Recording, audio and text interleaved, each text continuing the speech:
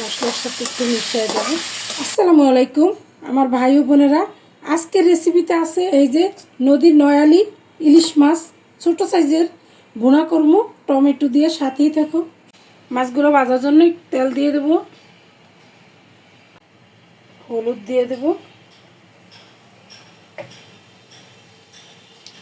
লবণ দিয়ে দেব। এভাবে দিলে আর তেল ফুটবে না যেহেতু ইলিশ মাছ।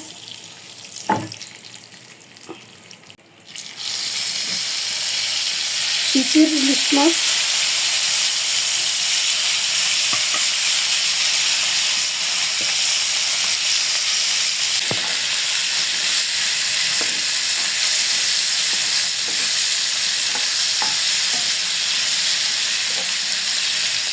এটা হালকা ভাজবো, বেশি একটা ভাজবো না। মাছগুলো হয়ে গেছে, উঠাই নেব। তেল দিয়ে দিলাম রান্নার জন্য। ইলিশ মাছের তেল দেবো, এর জন্য কম দিচ্ছি তেল।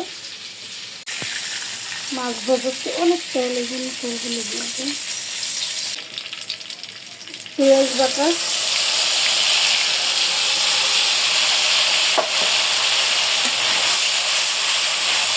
হলুদের গুঁড়া,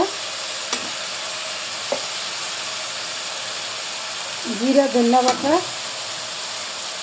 শুকনো মরিচ বাটা, একটু কষাই নেব ভালোভাবে। লবণ দিয়ে দেব, স্বাদ মতো লবণ,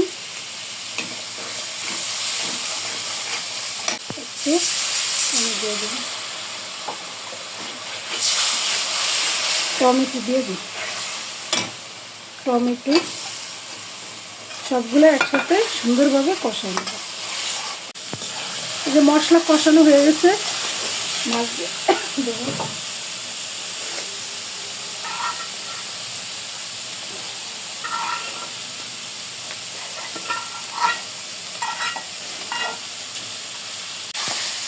মশলার সাথে একটু মিশিয়ে দেবো। পানি দিয়ে দেব, গরম পানি।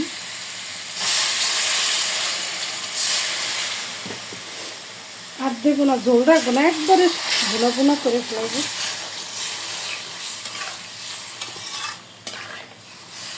মাছ ছোট বাট খেতে অনেক মজা, তেল আছে, নদীর একবারে তাজা মাছ। এই যে আমার ইলিশ ভুনাটা প্রায় শেষ পর্যায়ে। একটু ধনিয়া পাতা দিয়ে দেবো, শীতের ধনিয়া পাতা। সাদা ভাত দিয়ে খাবো, চমলক রান্না। একটু হালকা ঝোল রাখবো, এই ঝোলটা থাকবো না যেহেতু শীতের সময়। আর সময় নষ্ট করবো না। তোমরা যে যেখানে আছো আল্লাহ তোমাদের সকলকে ভালো রাখুক, হেফাজতে রাখুক। দেশের যে পরিস্থিতি অনেক খারাপ, সবাই ভালো থাকো এই দোয়া করি আল্লাহর কাছে। আজকের জন্য এখানে বিদায় নিয়ে নিলাম। আল্লাহ হাফেজ।